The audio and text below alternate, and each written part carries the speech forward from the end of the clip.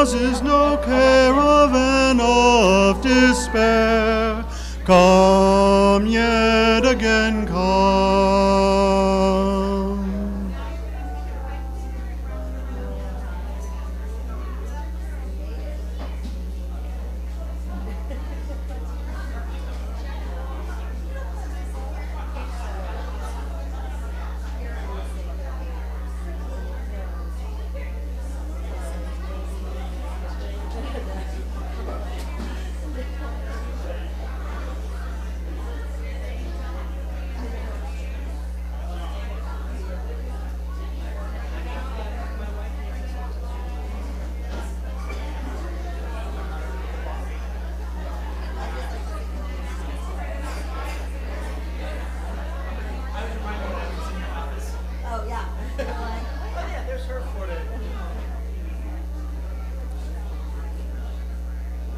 The music you just have heard invites us to arrive, to settle body and spirit and prepare for this time of worship.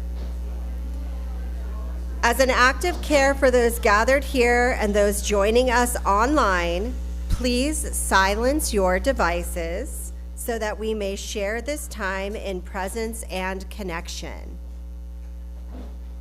If you are visiting today, you are invited to fill out a card from the seat back and return it at the welcome table or in the offering plate so we may extend our welcome to you.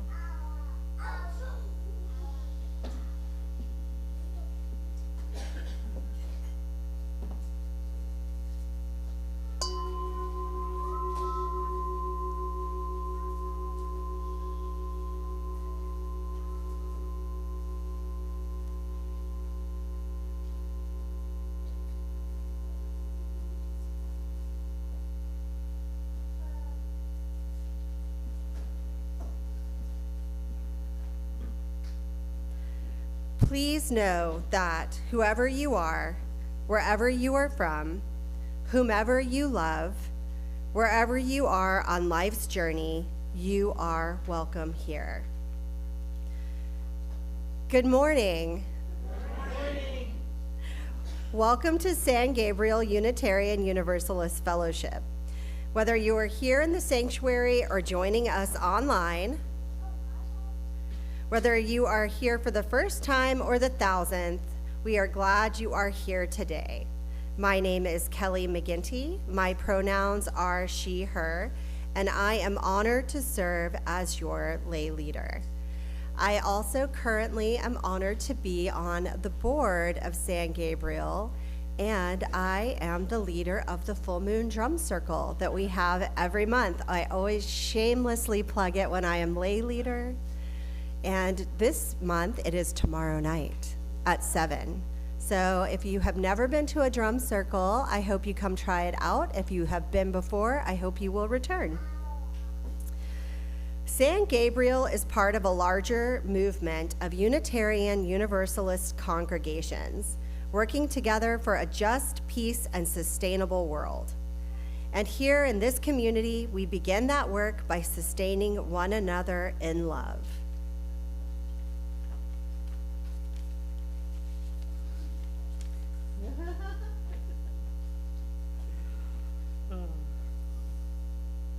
Good morning. I'm Eric Hepburn. My pronouns are he, him, and I'm honored to serve as your pulpiteer this morning. Together we'll enter a time of word and silence, of song and spirit as we shape this time of worship. This is our all ages Ofrenda service. There are Ofrenda crafts at each table. You're invited to craft a butterfly or a marigold as an offering. On the butterflies, you may write the names of ancestors you wish to honor or remember, or you may share a few words that evoke a gift, a teaching, or a story from them that you still carry with you. You'll have the opportunity during the offering to place your craft as an offering on the Ofrenda table in the back. Children and youth are welcome and wanted in this service. Kids, if you need to get up and take a break, raise a hand, and one of our RE stewards would be happy to help you. Adults, please remember that being welcoming in an all-ages service context means a chance to practice patience and humility and wonder and perhaps even, mysteriously, non-judgment.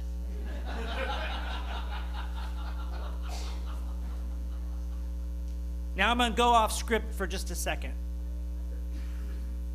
Some of you have been around a real long time. As a matter of fact, I know that we've got some founding members of the church here today. I'd like to invite those founding members to either raise a hand or stand, please, so that we can acknowledge you.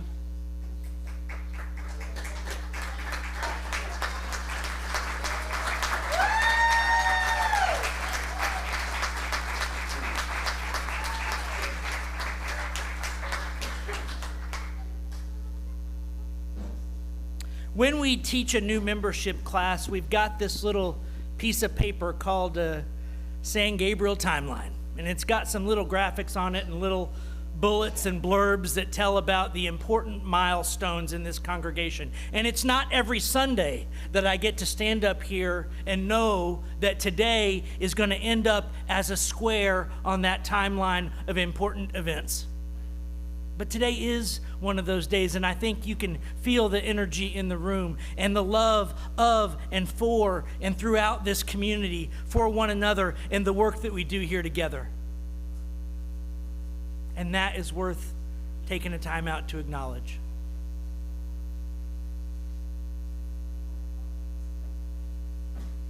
My heart breaks in gratitude. All right. Please recite.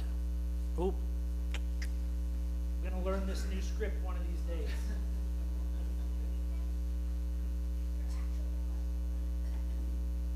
Please recite after me the words to light our chalice. We light this flame to remind us. Love is the center. Love is the center. As we grow and connect. Mature and deepen. Love is our center. Love is our center. When the light of truth burns all else away. Love endures. Our calling in song this morning is I Cannot Think of Them as Dead. It's number 96 in the gray hymnal. Please rise in body or spirit as you are able, and let us lift our voices together. For we are here, we are awake, and we are one community. We will be singing verses 1 through 4.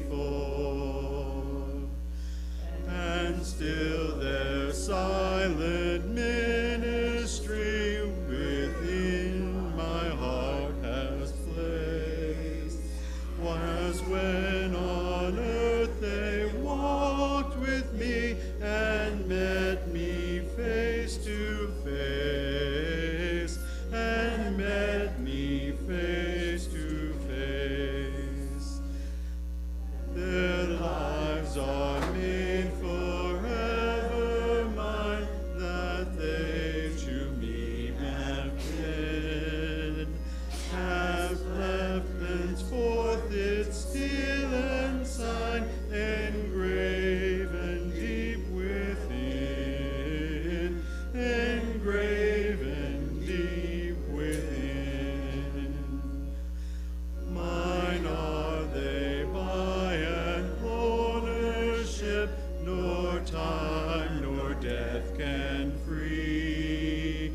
For God has given love to keep its own eternally, its own eternally.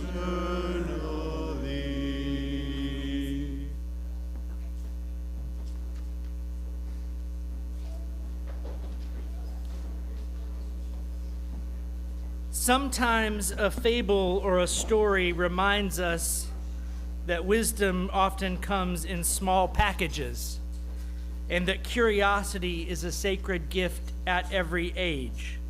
Candace White, our Director of Religious Exploration, will now share a story of the Ofrenda.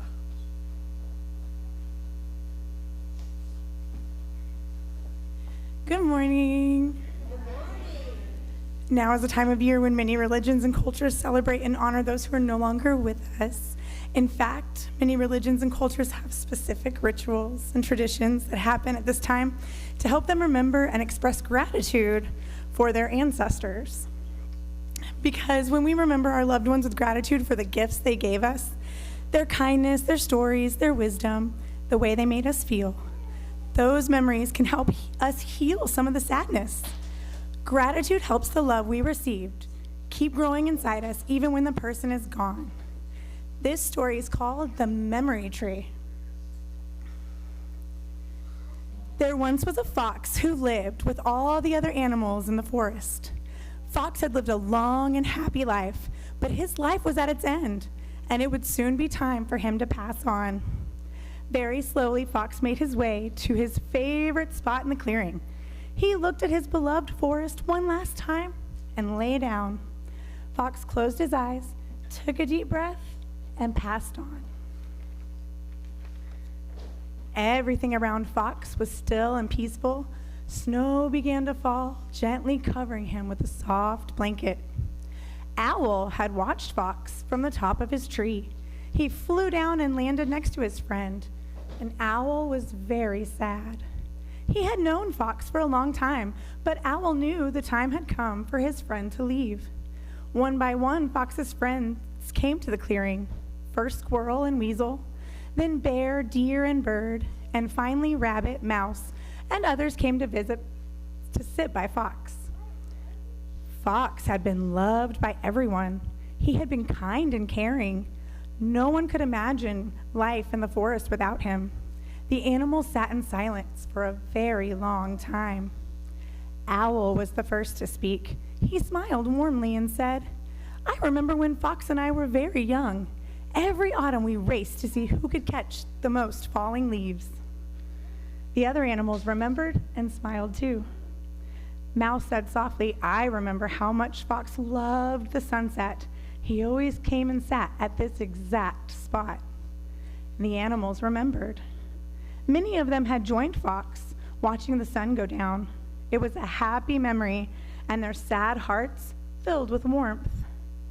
Bear remembered how Fox had looked after the cubs one spring. Rabbit smiled when she told the story of how Fox had played tag with her in the tall grass. Squirrel talked about Fox helping him dig up buried nuts in the deep snow last winter. One by one, the animals remembered their favorite stories about Fox.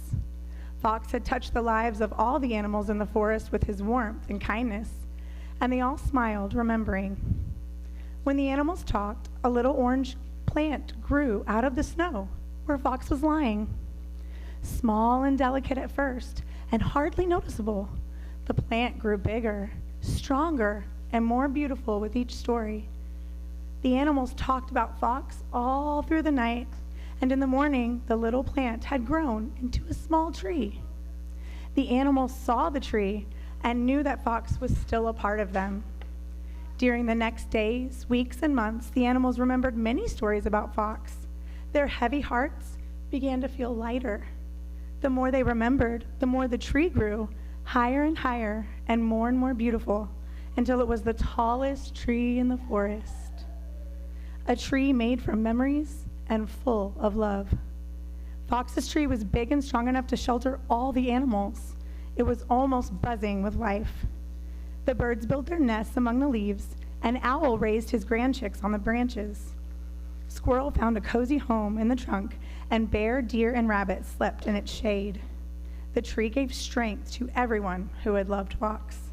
And so, Fox lived on in their hearts forever. On your table, you'll see little butterflies that you can color if you'd like, but also feel free to write or draw a picture of a memory or a gift that a loved one who's passed on has given to you, just like the fox's friends shared together at the tree. And then you can leave it at the Ofrenda as an offering.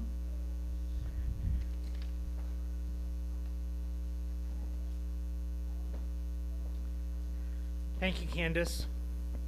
Our hearts hold both joy and sorrow. Spoken here, they become healing medicine.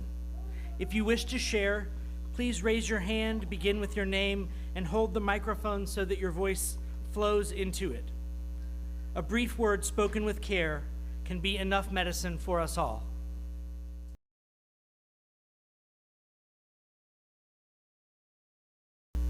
Thank you for sharing.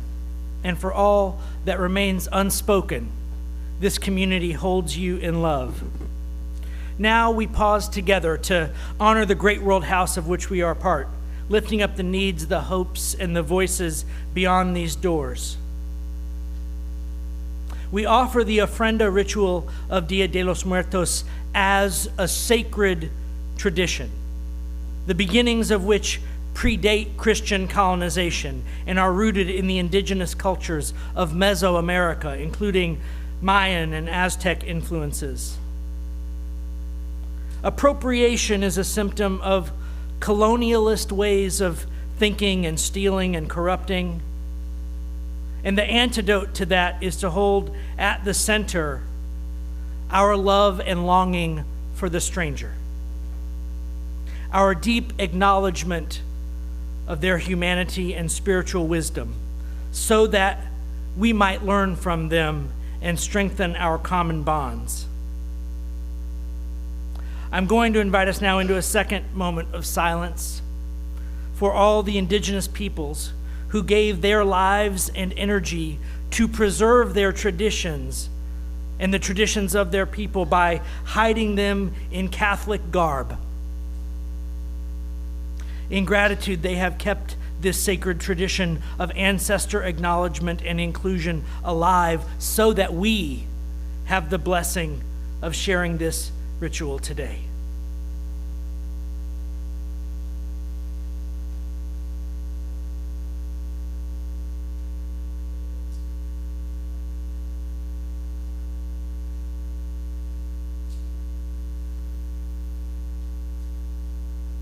I had the honor yesterday of officiating a memorial service up in Lott, Texas, which is outside of Temple, for a native Austinite who was a scholar, professor of Native American art. And a line from that service comes back to me this morning as being relevant.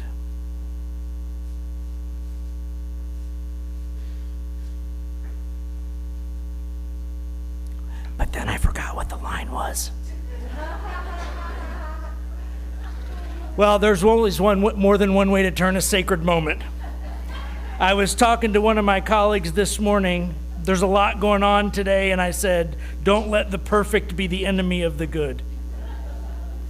I'll try and hold that yearning in my heart to shade my deep embarrassment over walking into a trap I laid myself and then not knowing the way out. Perhaps after we sing this song of yearning, I shall remember. Our song of yearning is Remember Me Coco, performed by Mel Moss. Let these words and melodies open our hearts to longing, to hope, to all that aches for healing in us and in the world. In the essence of our Dia de los Muertos celebration, I am dedicating this song to the one woman that made me who I am today, my great-grandmother. I know that the veil is thin today, and because the veil is thin today, that my great-grandmother is standing with me today. So this is for her.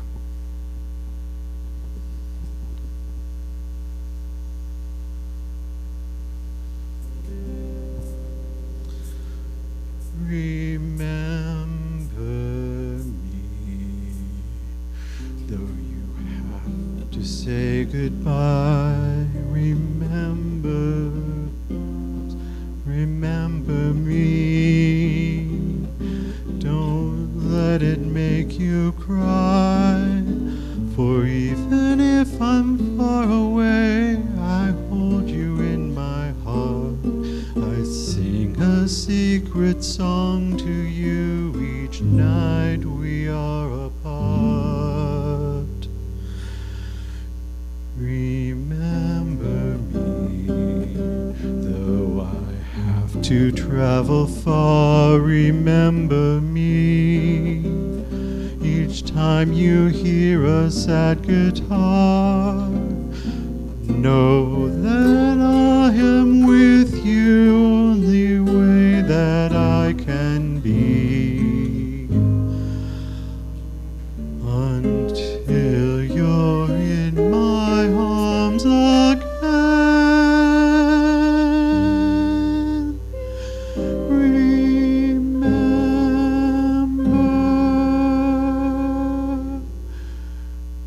me.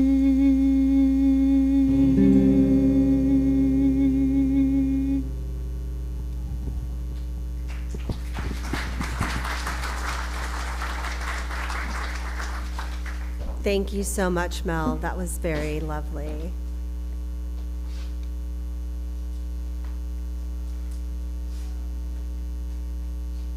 This section of the script says a voice of wisdom, and it just kind of makes me laugh because it's me. Let us enter a still place within, opening our hearts and minds to receive this voice of wisdom. After the words are spoken, we will breathe together in silence, preparing ourselves for the word unfolding among us. For the reading today, I've selected an excerpt out of Llewellyn's Little Book of the Day of the Dead. It is written by Jaime Girones. It's a really lovely book. I've had it out on the Ofrenda since the beginning. I think it does a really nice job of kind of summarizing the spirit of the thing. So I'm going to read the first paragraph and the last couple of paragraphs of this book. Author's note: as this book about a traditional Mexican holiday, Dia de los Muertos, I find it necessary to mention the topic of cultural appropriation, its difference from cultural appreciation, and my opinion of these when celebrating the Day of the Dead if you are not of Mexican heritage. Cultural appropriation is when some aspects of a culture are taken and then used for selfish or disrespectful purposes. Cultural appreciation is when a culture and its aspects are honored in a respectful way.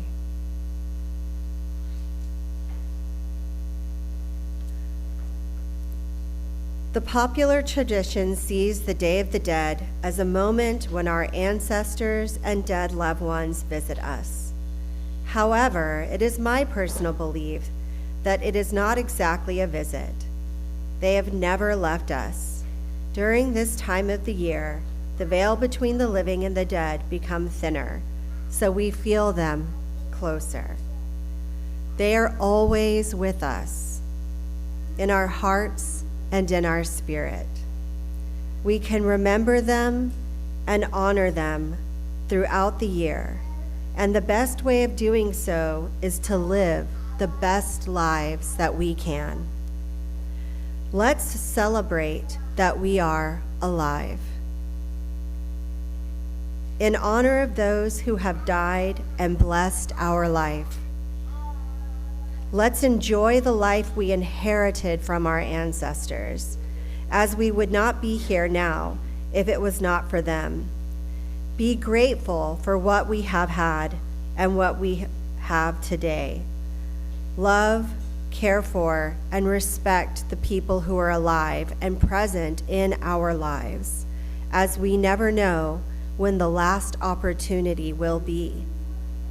The best way to honor our ancestors is to every day try to become a better person, creating a better version of ourselves and a better version of the world. We often think of our ancestors and other people who came before us as if our state will remain constant. The ancestors and us, the dead and the living. However, we will be somebody else's ancestor one day, either of blood, of place, or of spirit. Even if we do not plan to have children of our own, our actions today will create possibilities for the people of tomorrow. Our ancestors had their ancestors when they were alive, and so we are yet to be ancestors of our land and of our world. Let's start protecting and cherishing our land and our community today and creating a better world for the people of tomorrow. Blessed is life, blessed is death, blessed is the cycle of life and death. Merry meet, merry part, merry meet again. What is remembered does live.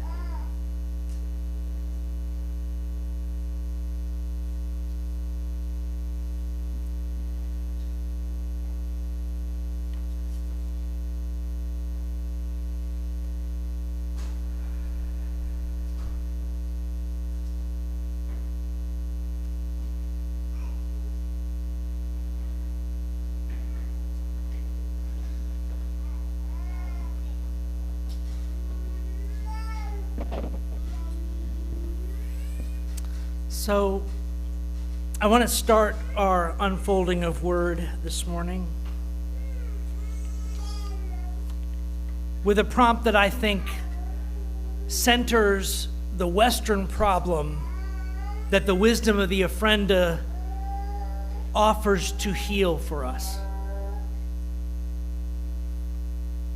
For those of you who've heard me preach on death before, you will not be surprised to hear me say that these come from the work of Stephen Jenkinson.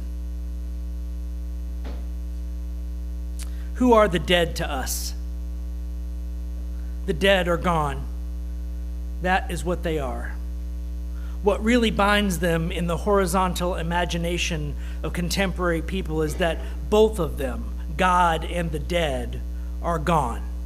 They meet somewhere else, not here, not now, not among us. And so we live with no obligations, no duty, no purpose where our dead are concerned. Every day we turn away from our dead. They're not really our dead at all anymore. They're the dead instead. Think of every funeral or memorial service you've been to. How many times were the dead spoken to instead of being spoken about? Not often, probably. How many times were the dead beckoned and courted and invited to the event? How many times did you carry yourself as if the dead were there? It isn't likely that you did. How many times was the ceremony for the dead? And how many times was the ceremony conducted as if all of you living figured enormously in how it was and how it was to be for the dead? Alas, certainly not often enough for them or for us. The Ofrenda is an embodiment of a different kind of theology. One of the toxic residues of Christianity as we know it is this idea that the church and Jesus and God were somehow inserted in between us and our ancestors, us and our dead, as intermediaries, as if direct communication were forbidden.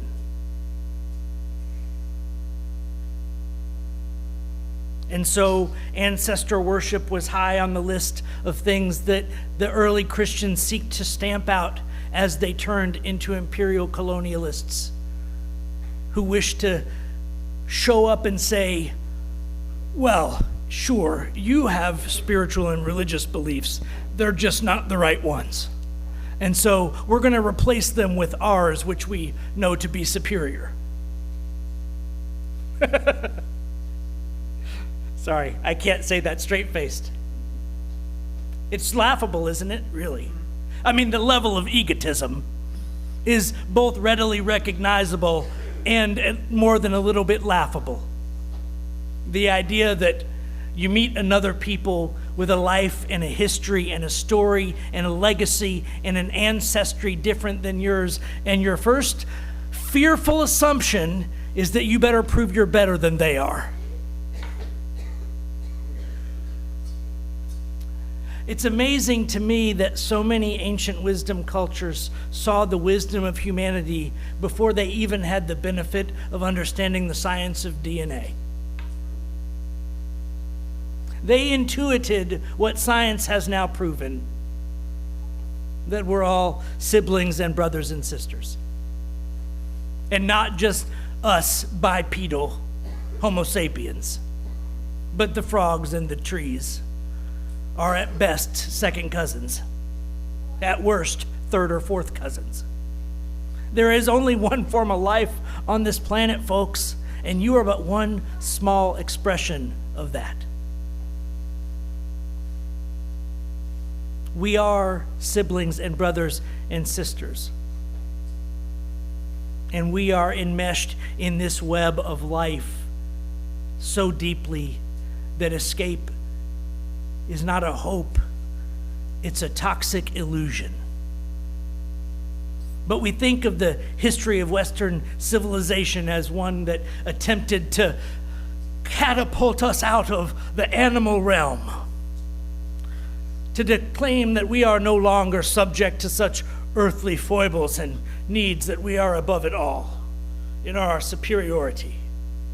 And that superiority over the animal kingdom just wasn't enough for the good old ego, so it had to come up with a version where, well, even among our tribes, there must be such a hierarchy of superiority and who's best and who's not.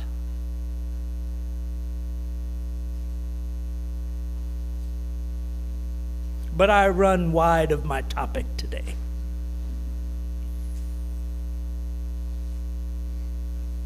Perhaps we cannot embrace the humility we need unless we can clearly outline the hubris that is its opposite. So, what does the intersection between DNA and the Dia de los Muertos traditions look like? Common ancestry. If you go back far enough, we are all part of the same family tree. And if we are second cousins to each other, then our ancestors were first cousins. And back a little further, they were siblings. And what else is a cousin but a sibling of a sibling who deserves similar treatment?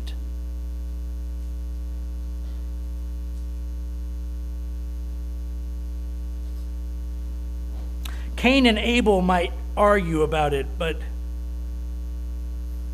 you can't steal something freely given by your brother or your sister or your sibling. And all the greatest wisdom traditions have always believed in giving that wisdom out for free. And so, with open hands and hearts, we accept this ofrenda as a gift of wisdom from a culture that helped us prove yet again that genocide is an injury but almost never an actual ending.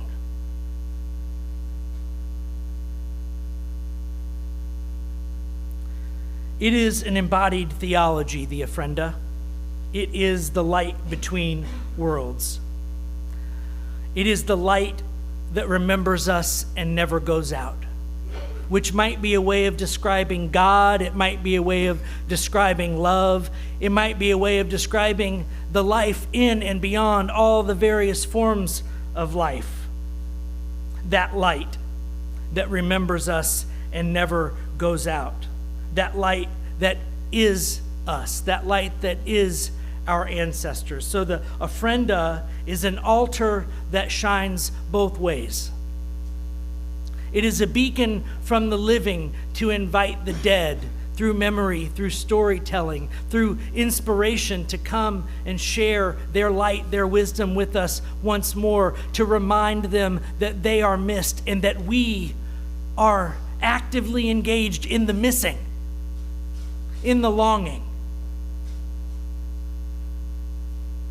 One of Stephen Jenkinson's, one of my favorite lines of his, hopefully I won't forget this one before I spit it out.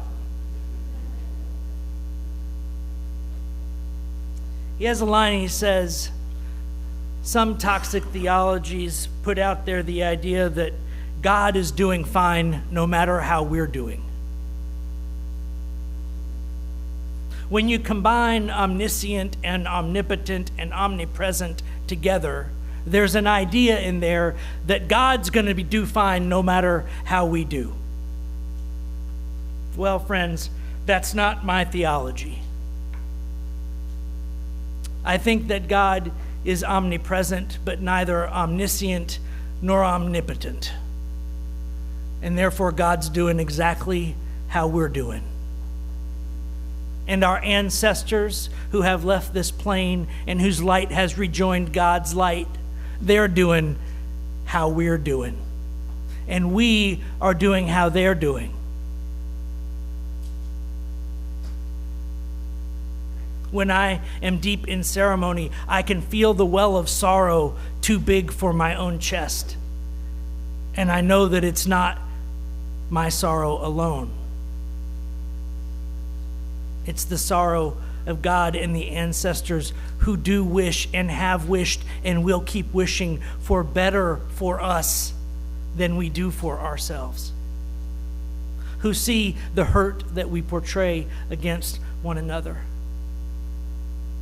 Who see that we human beings are still the biggest cause of each other's and our own suffering.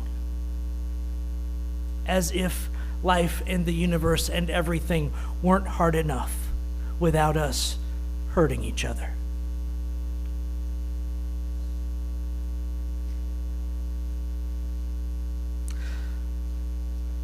When we get past ego, we enter a space where we realize that some of the things we left on the cutting room floor when we were sure that we could solve every problem with our brilliant minds, that some of the things we left on the cutting room floor were worth reclaiming. The wisdom of that altar in the back of the room is one of those. Let me tell you why I think so. If we unpeel the overlaid Catholicism and go back to the earlier indigenous beliefs, there are two important things that I want to put on your radar. And I struggled with whether these were the right things for an all-ages service, but I think that the young, even if they don't understand, must hear whispers, even at a young age, to know that what I'm about to tell you is possible for them too. The first one, becoming an ancestor was not guaranteed. Becoming an ancestor was not the inevitable consequence of dying. It required a good death, a wise death. It required having built the relationships in your community that resulted in a critical mass of human beings who are willing to mourn you across the river of stars and into the afterlife, so that the light you cultivated in your life could shine through from the afterlife and be a guide and a beacon to those who came after. It wasn't a guarantee. It was an earned privilege to become an ancestor. And the path to ancestorhood was through wise elderhood. Now, in the journey of life, our spiritual window gets fogged and covered over, and sometimes we have a hard time seeing the light of love and the light of divine through the traumas and the scars and the smudges on our glass. And when we do spiritual practices, when we heal our traumas, when we show up in ways that are compassionate and helpful, we take our sleeve and wipe a little bit of the grime off that window. And if we do that enough, if we show up to the chapter of our life that we are on enough, if we show up to the trauma when it happens so that we're not passing that trauma on to our children, but healing it in ourselves, every time we do that, we clear the glass a little bit and the light of the divine can shine into our lives and through our lives into the lives of those we love a little more clearly.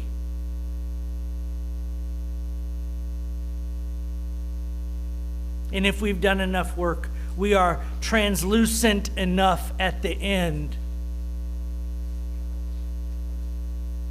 that a graveyard will feel like it did yesterday in Lott, Texas, with people deeply sad to see us gone. Enough people willing to shed tears over the loss of us that we might get to journey across the sea of stars and become an ancestor reunited with the divine. Now, raised on a heaven and hell theology, you're all thinking, maybe not all, but some of you are thinking, in this dichotomous vision, Mr. Hepburn, where, but oh where, did the non-wise ancestors go? You are not painting a picture of hell from a universalist pulpit, are you, sir? No, dear folks, I am not.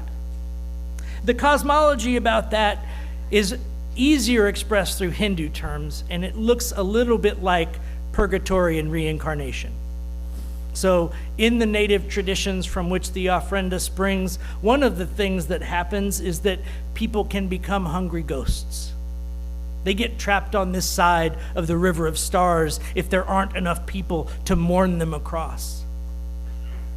And then there's a new chance for rebirth that comes, because when someone who has really done an outstanding job of cleaning their glass dies, they might recognize that there are a few hungry ghosts in their village causing mischief, and they offer to take them with them because they know they're going to have more tears than they need.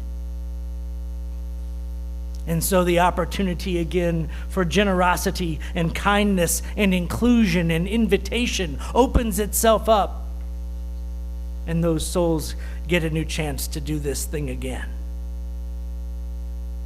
And that's all the Universalists were really on about when they railed against hell. They said, surely not condemned for all time.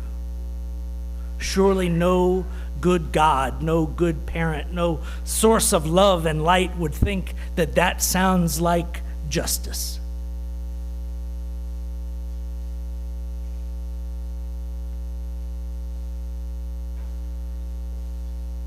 So whether you're 5 years old or 75 years old, whether you're 15 or 50, I want you to walk away from today with just one thought. How do I show up to my life in a way that makes me a worthy ancestor to those who come next? How do I show up to my life, to this chapter I'm on, the chapters that came before I have no control over? But right now, starting from this day, what is life asking for me so that I can be an honored ancestor and leave a legacy behind that is worthy of those who will come after? There is one worldview that says that we pass this world on to our children. There's another worldview that says that we borrow it from them. I think both are true in interesting and unique and profound ways.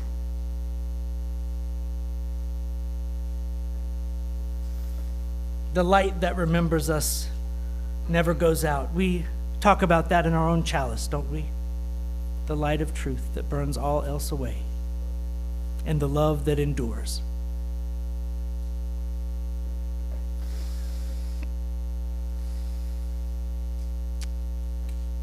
I invite you to this pathway of wise elderhood to help me discover it. I don't know its secrets yet. I don't know its twists and turns, but I think together we do. And I am grateful beyond words for all of you and the generous spirit of this community. And I wouldn't be wanting to do this work anywhere else. Thank you and amen.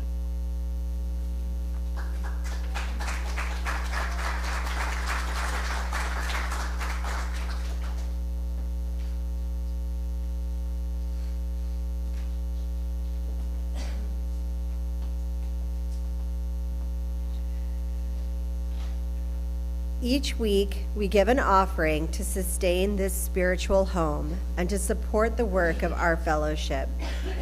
Today's offertory and ofrenda music is Cuando el Pobre and Santo, offered by Joe Nesheim. This week, we are augmenting our offering to the church with our offerings to the ofrenda. After the plate has passed, you are welcome to bring your offering to the ofrenda and place it there, with gratitude, with longing, and with love for all those who have come before. May the lights of our ancestors teach us how to shine. May our gifts and this music be a blessing. The offering to plate and ofrenda will now gratefully be received.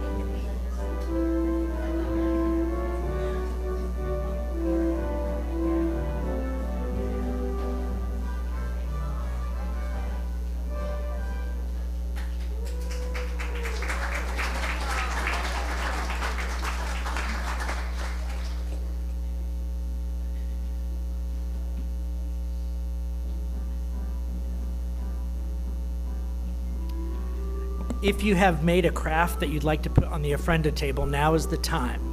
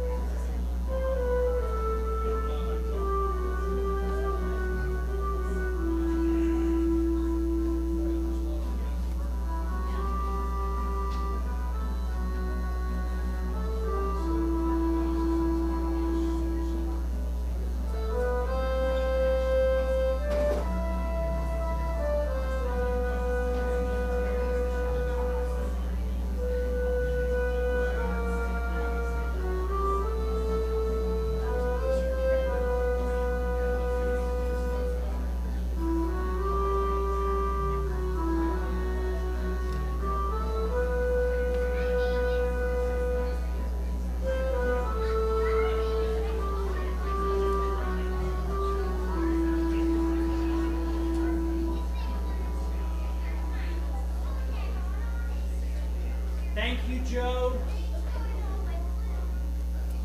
And now we return to this beloved house, where our covenant lives in the announcements and invitations we share.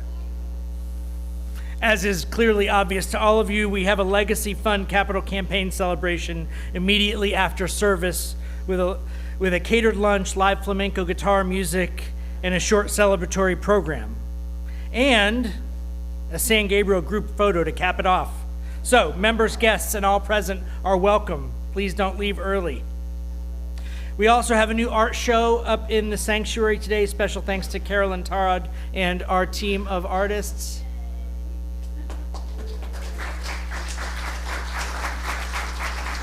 A special note from our party organizers.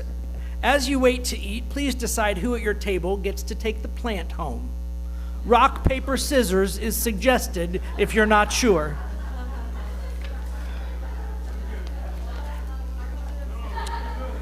All right, Kelly.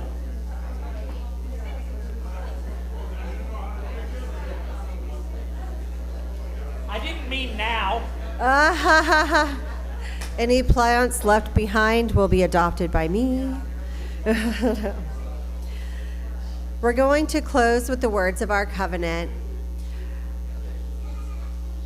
I do want to say I'm really excited today. I mean, there's a lot of people here. This is going to be a great party. And I also wore my grandmother's earrings.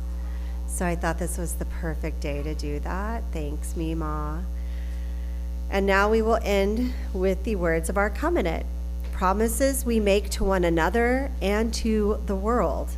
Let us share them together in a unison reading. Love is the spirit of this community. Truth is our sacred quest. Justice is our prayer. We dwell together in peace. We seek wisdom and freedom. We serve life in fellowship. We grow in harmony with the sacred. Thus we covenant with one another.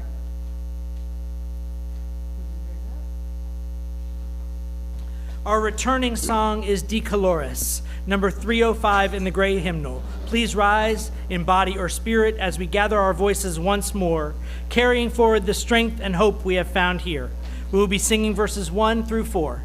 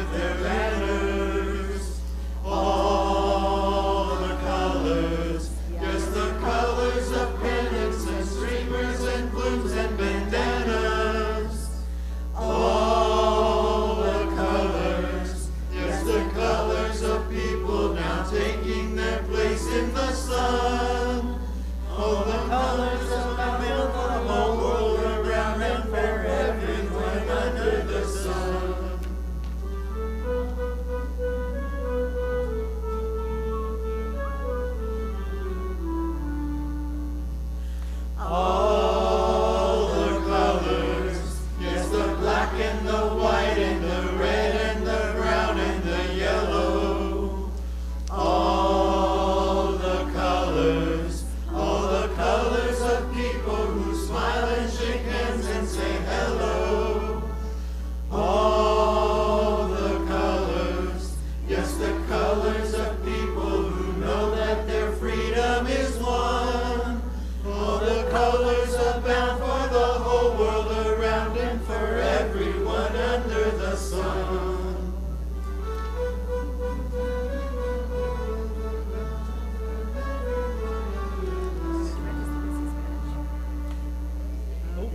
Yay.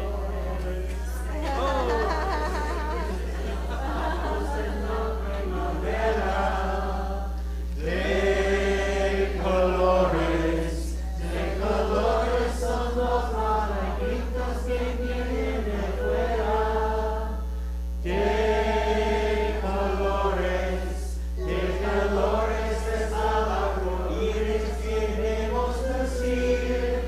Y por eso los grandes amores de muchos colores me gustan a mí.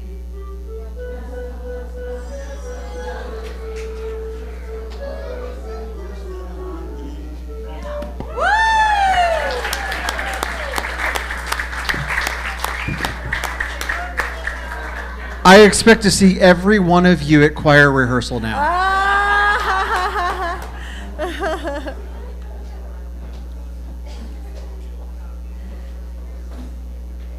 Please recite after me the words to extinguish this chalice. We extinguish this flame to remind us. We extinguish this flame to remind us. Love is the center. Love is the center. As we explore and rest, As we explore and rest, engage and heal, engage and heal. love is our center. Love is our center. When only ashes remain, When only ashes remain, love endures. love endures.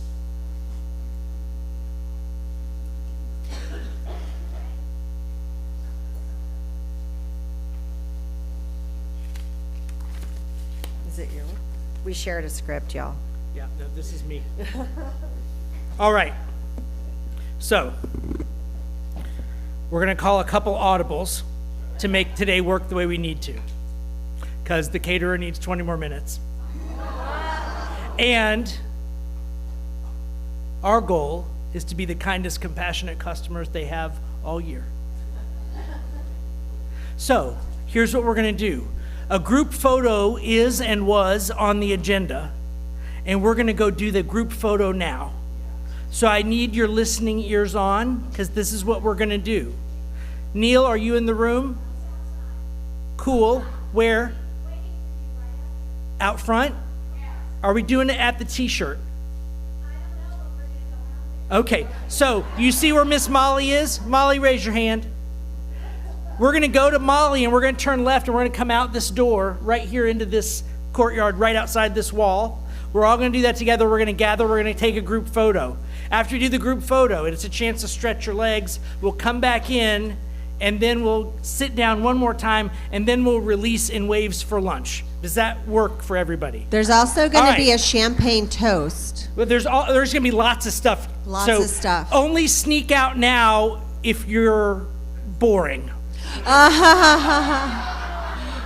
I mean, look, if you want to come to the dance and be a wallflower, you can, but you're denying yourself the opportunity to do what you came for and have some joy. So, up and out to the left, and I will see y'all out here for a group photo. If any of you need mobility help, please raise a hand so someone can help you.